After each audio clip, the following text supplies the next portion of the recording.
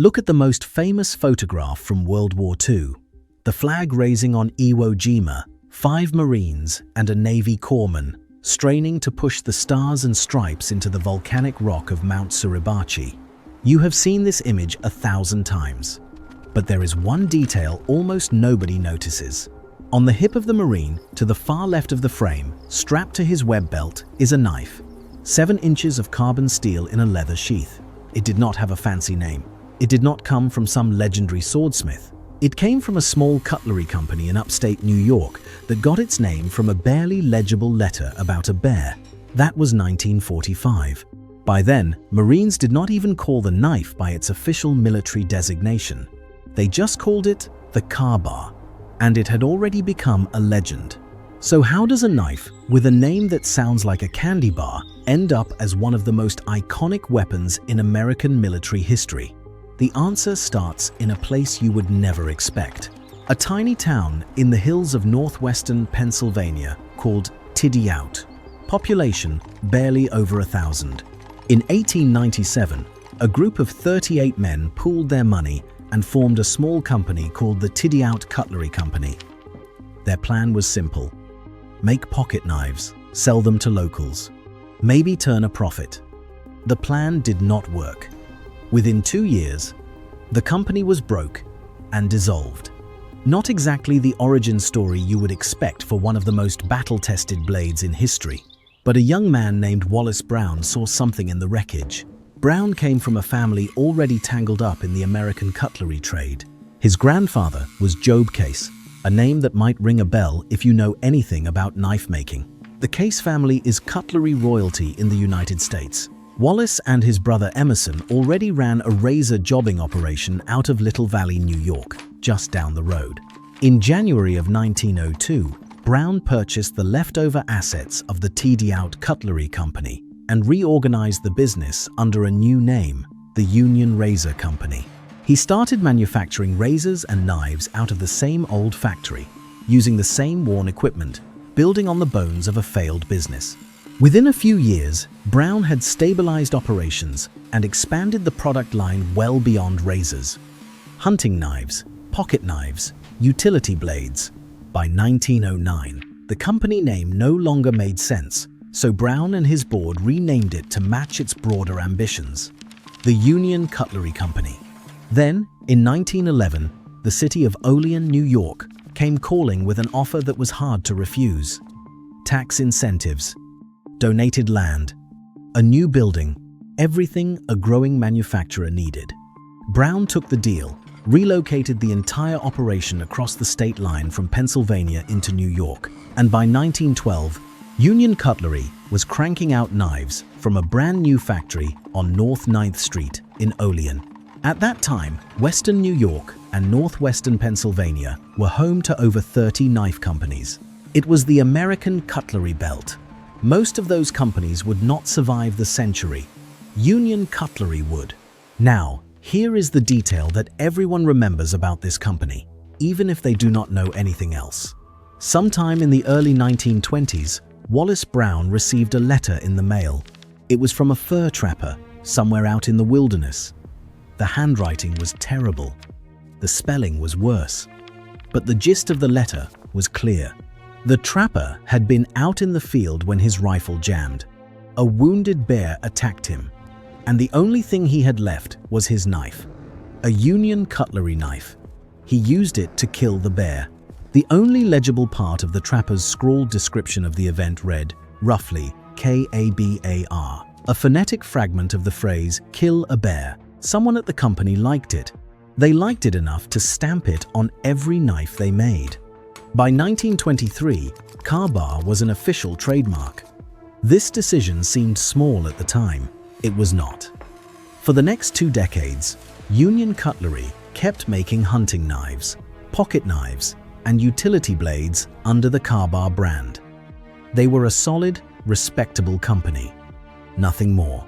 If the world had stayed peaceful, that is probably all they would have ever been.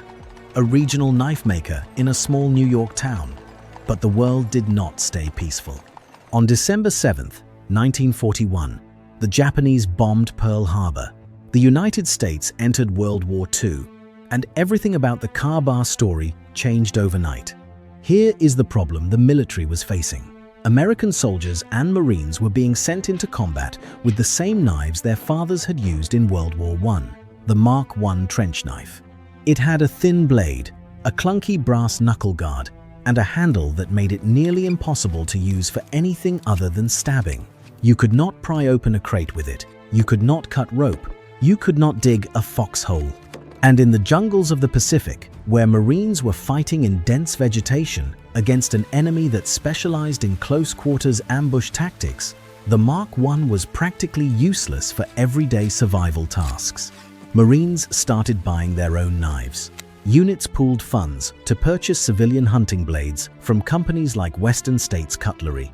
Others carried machetes, some improvised blades from scrap metal. The situation was a mess. The War Department recognized the problem and issued a call for a new knife, something that could work as both a fighting weapon and a general-purpose utility tool. Something tough, simple, and easy to manufacture in large numbers. Two Marine Corps officers took the lead on the design, Colonel John M. Davis and Captain Howard E. America. Yes, that was his real name. Captain America worked with Union Cutlery Company to develop a prototype. They started with the general shape of existing hunting knives, particularly the Western L77, and built from there. The blade was made longer, 7 inches, from high-carbon 1095 steel. They added a clip point for versatility in both slashing and thrusting. A small groove, called a fuller, was machined into the flat of the blade to reduce weight without sacrificing strength. The handle was a stack of leather washers, compressed and shaped to fit the hand. It was not elegant, but it was grippy, even when wet, even when covered in blood or mud. The crossguard was straight steel, simple and sturdy. The pommel at the base was thick enough to hammer tent stakes or crack open ammunition cases. The Marine Corps quartermaster initially refused to order the knives. He was overruled by the commandant himself. On November 23, 1942, the Marine Corps officially adopted the knife. Its military designation was the 1219C2 combat knife. Later, it would be renamed the USMC Mark II combat knife and sometimes called the knife fighting utility. Nobody called it any of those things. They called it the Ka-Ba because that was the name stamped on the blade. Before adoption, the design had to pass a series of brutal military tests. The blade was driven into a block of wood and bent back and forth at extreme angles to test whether the tang would snap. Edge retention was measured by cutting through progressively tougher materials, from rope to leather to wood, until the blade dulled. The leather handle was subjected to extreme heat, extreme cold, and prolonged moisture to see if it would crack, swell, or disintegrate. The knife had to survive being used as a pry bar, a hammer, and a digging tool without bending or breaking. It passed everything. The design was approved and production orders went out immediately. Production started fast. The first shipment rolled out of the Camillus Cutlery Company factory in Camillus, New York on January 27, 1943. And here is a detail that surprises a lot of people. Union Cutlery was not even the first company to produce the knife. Camillus was. The demand was so enormous that multiple manufacturers were licensed to produce the Mark II simultaneously. Camillus, Robeson, Pal Cutlery, and Union Cutlery all stamped out the same knife design. Camillus alone produced over 1 million units during the war. But it was Union Cutlery's Ka-Ba branding that stuck in the minds of the Marines who carried them. By 1944, every knife of this pattern was called a Ka-Ba, regardless of who actually made it. The timing of the knife's arrival could not have been better, or worse, depending on your perspective, because the Pacific Theater was about to become one of the most brutal environments any American fighting force had ever faced. The Marines who landed on Guadalcanal in August of 1942 were among the first to carry the Ka-Ba into combat. The conditions were nightmarish: dense tropical jungle, oppressive heat, malaria, insects, and a Japanese garrison that fought with a ferocity that stunned even veteran officers. In those jungles, the Ka-Ba proved itself immediately. Marines used it to hack through vines and undergrowth, They used it to dig fighting positions in hard-packed coral and dirt. They opened ration cans with it. They pried the lids off ammunition crates. They cut wire. They shaved with it.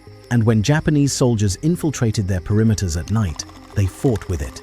Before the Ka-Ba, the Marines had been issued the Marine Raider Stiletto, a thin dagger based on the famous Fairbairn-Sykes fighting knife. The Raiders of Colonel Merritt Edson's 1st Raider Battalion found it superb for one thing: silent killing, and completely useless for everything else. You could not chop with it. You could not pry with it. The blade was too thin for any kind of utility work. When the Ka-Ba arrived in late 1943, the Raiders traded their stilettos without hesitation. A knife that could kill a man and also open a can of rations, that was worth its weight in gold in the Pacific. The Navy noticed. Sailors working alongside Marines in the Pacific saw what the Ka-Ba could do, and they wanted their own. The Navy adopted it as the U.S. Navy utility knife, Mark II. This caused a bit of inter-service rivalry. The Marine Corps, not wanting to share credit, redesignated their version as the USMC Mark II combat knife. Same knife, different paperwork. Typical military politics. Marine Corps close combat instructors at the recruit training depot in San Diego began teaching every new Marine how to fight with the Ka-Ba. The training was specific. Unlike the Raider Stiletto, which was a stabbing weapon, instructors taught Marines to use the Ka-Ba primarily as a slashing weapon in the opening moments of a hand-to-hand fight. Slash first to create distance and inflict damage. Close in for the kill only when the enemy was weakened. E.B. Sledge, the Marine who wrote one of the most acclaimed memoirs of the Pacific War, recalled the moment his unit was introduced to the knife during training. "We were introduced to the Marine's foxhole companion," he wrote, "the Ka-Ba knife."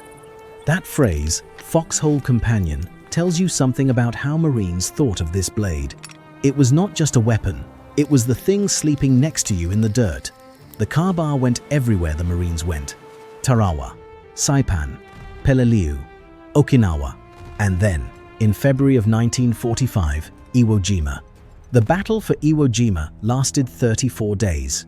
When it was over, 5,931 Marines were dead, and more than 17,000 were wounded.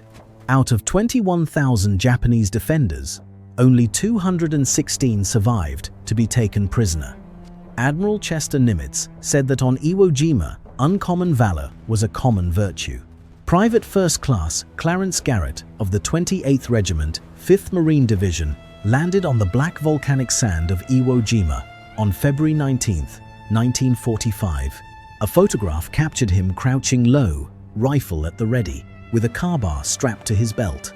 Garrett later used that knife to kill a Japanese officer armed with a sword who was attacking a fellow Marine. He was wounded twice in the fight and received the Purple Heart with a gold star. Another Marine, Thomas Mayers, used his Ka-Ba in close combat during nighttime Japanese infiltration attempts, fighting hand-to-hand in near-total darkness. And then there is the flag raising itself, the most reproduced photograph in American history.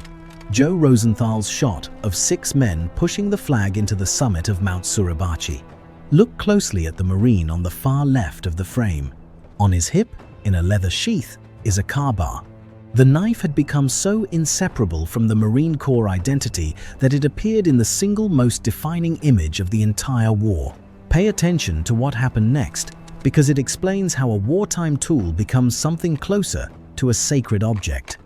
After World War II ended, the military had a massive surplus of Ka-Ba knives, warehouses full of them. No new orders were placed for over a decade. Union Cutlery, the company that gave the knife its name, struggled to transition back to civilian production. In 1952, they made a decision that tells you everything about the power of the Ka-Ba name. They changed the company's name entirely. Union Cutlery Company became Ka-Ba Cutlery Incorporated. The knife had eclipsed the company that made it. But the story was far from over.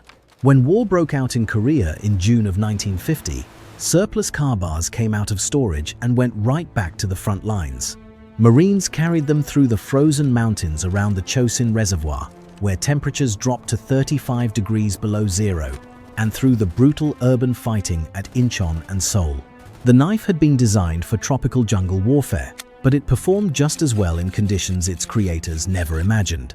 The leather handle did not crack in the cold. The carbon steel blade held its edge even when used to chip through frozen earth. Marines used it to cut communication wire, to scrape ice from weapon mechanisms, and to do the grim, close work that infantry combat sometimes demands. The knife had been built for a specific war and a specific enemy. It turned out to be built for all of them. No new car-bar production orders had been placed since the end of World War II. For over a decade, the military had been living off surplus. But the Korean War burned through those stocks, and by the late 1950s, new contracts were issued to Ka-Bar, Utica Cutlery, and Camillus to manufacture fresh batches. The design remained virtually unchanged. Why fix something that worked? Then came Vietnam. By the mid-1960s, the Ka-Bar was back in service across the Marine Corps. Surplus knives from World War II and Korea were reissued, many of them updated with blackened or parkerized blade coatings to reduce glare in the dense jungle. Marines found the same uses their grandfathers had found on Guadalcanal 20 years earlier: cutting through bamboo, digging positions, opening supplies, fighting. And on the night of April 5, 1967, a young Marine named James Stogner showed the world what a Ka-Bar could do in the hands of someone with nothing left to lose. Stogner was 18 years old, a lance corporal serving as an ammunition carrier with Company C, 1st Battalion, 9th Marines. His unit had a grim nickname, the Walking Dead. They earned it through their staggering casualty rates. That evening, Stogner's company was approaching a village suspected of hiding North Vietnamese army troops. What they did not know was that an entire NVA battalion was lying in wait. The ambush was devastating. Enemy fire ripped through the Marine positions from automatic weapons, mortars, and grenades. Stogner managed to take out 3 enemy soldiers with his rifle before return fire struck his weapon, smashing the receiver into his face and breaking his nose. His rifle was destroyed. All around him, Marines were dead or wounded. NVA soldiers pushed across the open ground, killing the injured and stripping them of equipment. Stogner was alone, in the dark, with a broken nose, no rifle, and no way out. All he had was his Ka-Bar. He started crawling. Through the darkness, he moved toward the sounds of wounded Marines, using his knife to silently kill 3 NVA soldiers who were picking through the bodies of his fallen friends. Then he heard screaming. His machine gunner, Corporal Eli Fobbs, had been captured and was being dragged into the tree line. Stogner followed the sound. He found 4 NVA soldiers kicking and beating Fobbs. One of the enemy soldiers moved toward the vegetation where Stogner was hiding. Stogner killed him with the Ka-Bar without making a sound. A second soldier came to investigate. Stogner killed him the same way. 2 soldiers remained. Stogner rushed the position. He drove his Ka-Bar into the chest of one man while fighting hand-to-hand with the others. He killed all 4 of them. Then he threw Fobbs over his shoulder, grabbed the M60 machine gun, and carried his wounded friend through enemy fire and grenade explosions back to friendly lines. For 52 years, nobody outside Stogner's unit knew this story. His section leader had written the award recommendation on the cardboard from a field ration box, but the paperwork was lost. His platoon commander stepped on a landmine shortly after. 2 months later, a rocket destroyed the command bunker, killing the entire command group. The recommendation vanished in the chaos of war. It was not until a reunion in 2006 that Marines who had served alongside Stogner realized he had never been recognized. They launched an effort to get him the award he had earned. On April 5, 2019, exactly 52 years after that night in Vietnam, James Stogner was finally presented the Navy Cross, the nation's second highest award for combat valor. Nearly 400 people attended the ceremony. All I had left was my Ka-Bar, Stogner told reporters. And that was enough. The Ka-Bar's combat resume did not end in Vietnam. Marines carried them into Kuwait during Desert Storm in 1991. They carried them into Afghanistan after September 11, 2001. where the mountainous terrain and cave complexes of Tora Bora made a sturdy fixed-blade knife an absolute necessity for survival.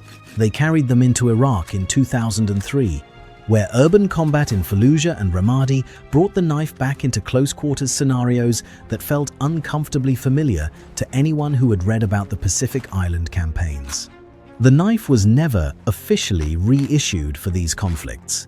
Marines just brought their own, because that is what Marines do. A car-bar is not just a piece of equipment, it is inheritance. Fathers pass them down to sons.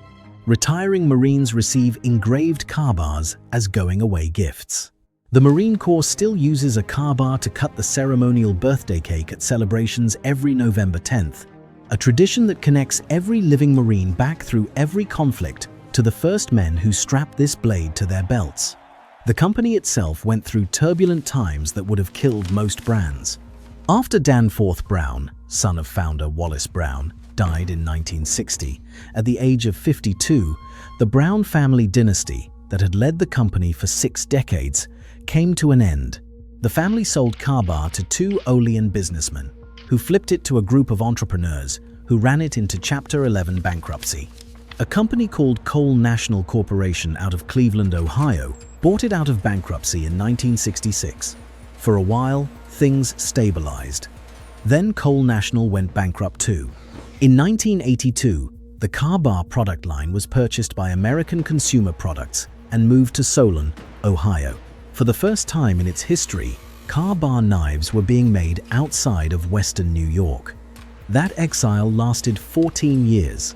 In 1996, Alcus Corporation, the parent company of Cutlery, purchased the car-bar brand and brought it back to Olean. Alcus already knew the business. They had been manufacturing car-bar knives under contract, including the USMC fighting utility knife, for years. Bringing the brand home was as much a sentimental decision as a business one. By the end of 1997, production had ramped back up, and the car-bar was once again being made in the same town where Wallace Brown had set up shop nearly a century before. Today, the USMC fighting utility knife is still manufactured in Olean. The materials are nearly identical to the originals. 1095 carbon steel blade, stacked leather washer handle, straight steel crossguard.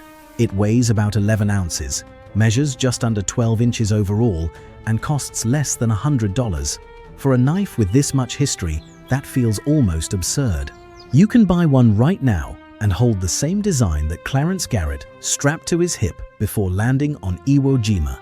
The car-bar also branched out.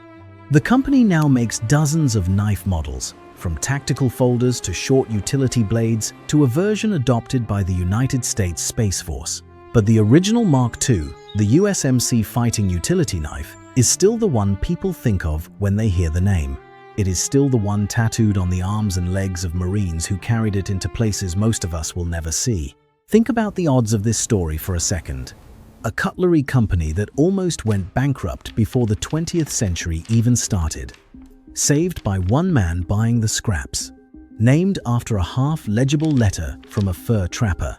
Then, by sheer coincidence of timing, thrust into the biggest war in human history, where its product became so identified with the Marine Corps that the knife and the branch are practically synonymous. There is something about the car-bar that resists the passage of time. In an era of laser-guided missiles, autonomous drones, and satellite surveillance, you would think a 12-inch piece of steel wrapped in leather would be a relic. And for most purposes, maybe it is. But war has a way of getting personal. Ammunition runs out, electronics fail, situations collapse to the most basic question a human can face. What do you have in your hand right now? For over 80 years, the answer for Marines has been the same. The car-bar still sits on belts and in sheaths across every branch of the United States military. It is displayed in museums, collected by civilians, studied by knife makers, given as honors, carried as talismans. The original knife that rolled off the Camillus production line in January of 1943 would be almost indistinguishable from one you could buy today. The design was that good from the start. And the name? The strange, 2-syllable word that came from a scrawled letter about a man and a bear? It outlasted the company that invented it. It outlasted the war that made it famous. It outlasted every other knife pattern issued to the American military in the 20th century. Ka-Bar. Kill a bear. The name stuck because the knife earned it. If this story got you, go ahead and hit subscribe and leave a comment about what you think makes the Ka-Bar so enduring. Drop a like too, it helps more than you know.